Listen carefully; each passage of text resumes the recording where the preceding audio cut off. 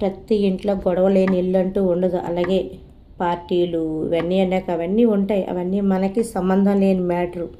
ఎందుకంటే మనం ఏ పార్టీ కూడా కాదు. ఒక అభిమానం, చాటి మనిషిగా అభిమానించాలి మనం ఎవరినైనా. ఆ అభిమానిస్తేనే భగవంతుడు అనేవారు మనల్ని చూస్తాడు. మనిషి జన్మం, ఆ జన్మానికి అభిమానం లేకపోతే, ప్రేమ లేకపోతే ఎందుకండి? ఆడు ఎలా పోతే పోనీ, ఇది ఎలా పోతే పోనీ అనేది కాదండి. ఒక మనిషికి ఆపతి అనేవాళ్ళు, ఆదుకునే వాళ్ళే సచ్చే వరకు ఎవరిని మర్చిపోకూడదు. ఆపదలో ఉన్నవాళ్ళు ఎప్పటికైనా గుర్తుపెట్టుకోండి, వాళ్ళు ప్రాణాలు పోయే సమయంలో మనం వెళ్ళి ఆదుకుంటే వాళ్ళు చచ్చిపోయిన వారికి కూడా మర్చిపోరు. ఇది ఒక చాటి మనిషిగా చేయవలసిన పని ఇది ఒక్కటేనండి. వాళ్ళకి ఆకలి అనేటప్పుడు అన్నం పెట్టడం, ప్రాణం బాగలేనప్పుడు ఎవరూ లేకపోతే వాళ్ళకి మనం చూస్తే తప్పేమీ లేదండి. ఇంట్లో వాళ్ళకన్నా బయట వాళ్ళే మంచిది అంటారు. దయచేసి అర్థం చేసుకోండి. ఓకేనండి. అందరి మన అక్క చెల్లెలుగా, ఒక తమ్ముడుగా, ఒక అన్నయ్యగా, ఒక చెల్లమ్మగా, ఒక తల్లిగా నేనైతే కోరుకునేది మన ఆడవాళ్ళు అందరినీ కూడా అదే. అందరూ బాగుండాలి, అందులో మనం ఉండాలి అని అంటారు కదా.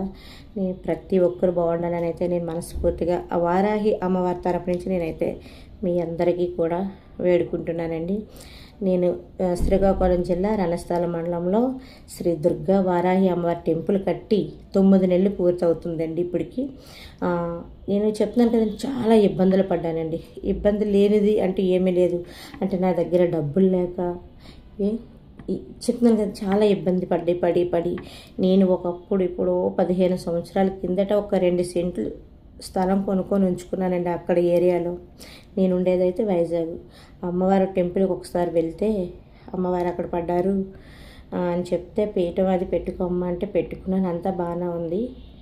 తర్వాత నాకు ఈ అనుగ్రహం రావడం, టెంపుల్ కట్టమండం, నా దగ్గర డబ్బులు లేవు, తినడానికి తిండే లేదు, నేనేం టెంపుల్ కడతాను అని చాలామందిని అడిగాను, చాలా ప్రశ్నలు వేస్తాను. ఎందుకంటే ఏంటి, మనం బ్రతకడే మూతలు మాతలు, పేదవాళ్ళం ఎలా ఉంటామండి.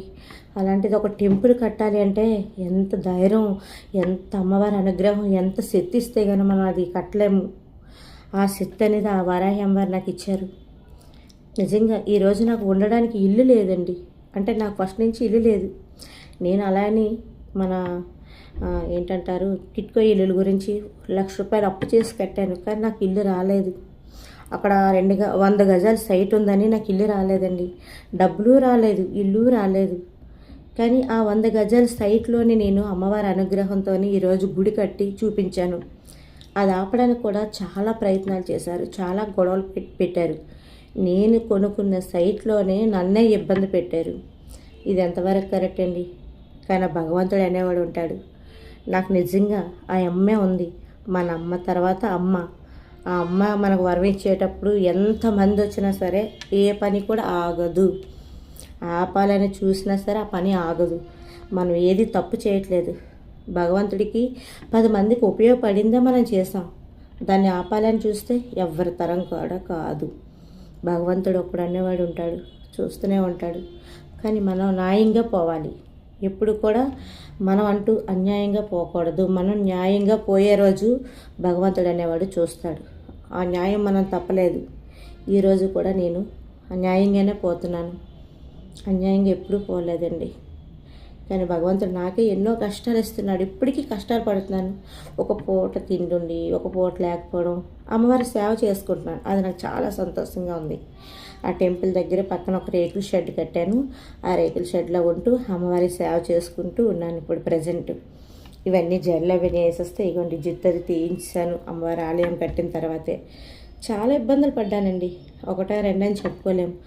అలానే మన అమ్మని మనం వదిలేయలేం కదా. సేవ చేసుకుంటూ నేను అక్కడే ఉంటున్నాను. ఇవన్నీ ఎందుకు చెప్తున్నానంటే చాటి మనిషిగా మనం ఆదుకోవాలి. చేతనైతే మనం ఏమీ చేయలేము. పెద్ద పెద్ద వాళ్ళకి మనం ఏం చేయగలం? మహా అయితే ఆయన పేరుని గుడికి వెళ్తాం, పూజ చేస్తాం, అంతకని ఇంకేమీ లేదు. అతను ఒక్కరేని కాదండి, డిప్యూటీ సీఎం గారు పవన్ కళ్యాణ్ ఒక్కరే ఆపదలో ఉన్నారు, ఆరోగ్యంతో ఉన్నారు అని కాదు. సాటి మనిషిగా ఎవ్వరు ఉన్నానా ఆయన ప్లేస్లో ఎవ్వరు రాజకీయ నాయకులే కాదు, మామూలుగా మన ఎమ్మెల్యేలే కాదు, ఎంపీలే కాదు, ఒక పేదవాడైనా సరే బాగుండాలనే కోరుకోవాలి. మనం నేనైతే భగవంతుడి వల్ల అదొక్కటే కోరుకుంటున్నానండి.